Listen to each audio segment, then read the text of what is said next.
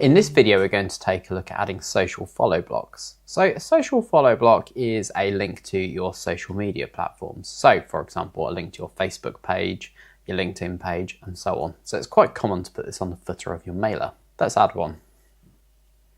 So we're going to scroll down to the bottom and add a social follow block, say around here.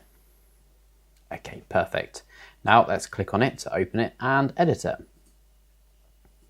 Okay, now straight away we can see we can change the look of it over here with the icon set, and we can plug in our social media page links here. So let's change the look of it to one that fits in. So we've got a black theme going on this email, so let's add it here. And now let's add a link to our Facebook page. So you can just click on it to set up, and it's just a case of pasting in the URL to your Facebook page. And we can see that's been added. So let's do the next one. So we can see we have our X page here. Just paste in the URL. And in addition to that, if we click on this one here, we also have the option to change the social media network. So this one is on YouTube. So let's perhaps change it to our TikTok page. And again, nice and easy, just paste in your TikTok page URL. Okay, perfect. We can see our buttons have been added here. You'll see next to each row we have grab handles, so we can change the order. So perhaps we want our TikTok page first. And in addition, at the moment we've got 3 pages. If you wanted to add another one, click on Add Button. Select your new social network. So let's add our LinkedIn page.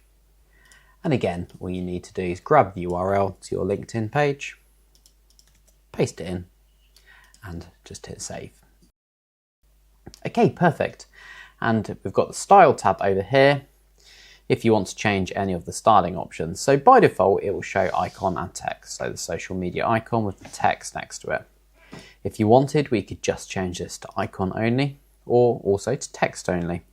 And you can change the alignment from horizontal at the moment to a vertically set alignment.